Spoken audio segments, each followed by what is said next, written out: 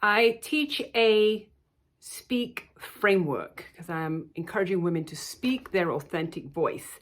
Speak and say what it is you need and want and desire in your life. And then how do we go about getting those things? But one of the things that's really important, really early on, is when we're speaking, is taking note of what we are speaking, what we are saying to ourselves. What are you saying to yourself about yourself? And if you stop long enough to think about it as you go through the course of your day or your week, we are often saying things about ourselves that are not affirming in a positive way. So we're saying, I'm not very good at, I'm terrible at, oh, I never get this, I'm not good at, I'm not going to be good at, I don't, I can't. And where are the positive things that you're saying about yourself? Because we are drawing so much attention to the things that we are not happy about with ourselves. Maybe it's our shape, our weight, our figure, how our clothes are fitting, our energy. I feel so heavy. I feel so dumpy. I feel so puffy. I am bloated. I don't sleep well. I am not good at navigating. I'm always late. I don't eat well. I am not good at. I'm such a scatterbrain. And on and on and on and on we go with these things that we say about ourselves. So catch yourself with what you're saying about yourself, often to yourself, and then you're telling other people. And we keep reciting it. We keep reciting this thought and belief over and over and over again until now, well, it is a belief because we've said it enough times. But what do you want to believe about yourself? What is true of you? And that's one of the components of the speak frame and guidance that I give to women is, what are we saying to ourselves? That's just one component. And how can we flip that? How can we say something else? And just like we recited, I'm not, I'm never, I don't, I can't, I haven't, over and over and over again until it became a belief. Over time, we can change what we're saying to ourselves, what we're saying to ourselves about ourselves, and repeat a better story. Pick a better line.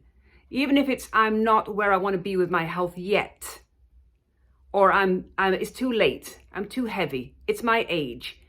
And none of those things, when you have that belief about yourself, is going to get you to where you want to go. You're not going to get in the body that you want and feel the way you want to feel and have the health that you want to have and have the energy that you want to have when you keep saying, I never have any energy. I'm not a good sleeper. I have poor sleep hygiene. I only sleep a few hours. I never get enough sleep. I'm so heavy. I'm so slow. I'm so menopausal. I never. On and on and on we go. Let's change it. Let's change the messaging. What can we change it to?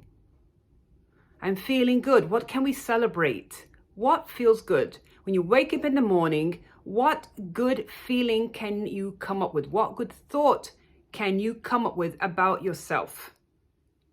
Because we are going to gravitate towards that as we put our thoughts and our energy and consequently our beliefs towards that. What do you want to feel? I'm up in the morning. Good, I can take a deep breath, another day, and I make choices about what I eat and where I go and how I speak and what I think of myself. I make choices, even if you're not fully believing it at the time, but we can, by the same way that we recited things about ourselves that were not very positive, we can over time learn to say something else.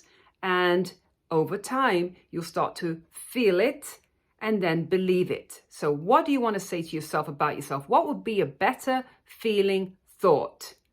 We don't need to be saying the not nice things to ourselves.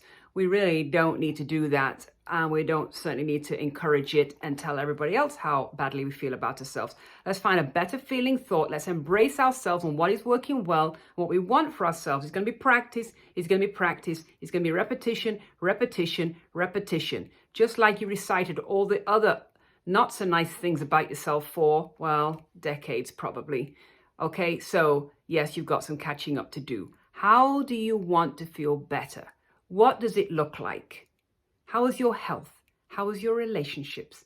with your family, spouse, co-workers, colleagues, friends. How do you want to feel? How does it look each and every day? Let's create that vision and start reciting things in our head, and maybe even out loud, and maybe you're going to write it down, and maybe you'll put it in a journal about a better feeling thought and how you really, really would prefer to feel. How would you prefer to feel? Let's get that done and reach out to me for more ideas about how you can feel better in yourself.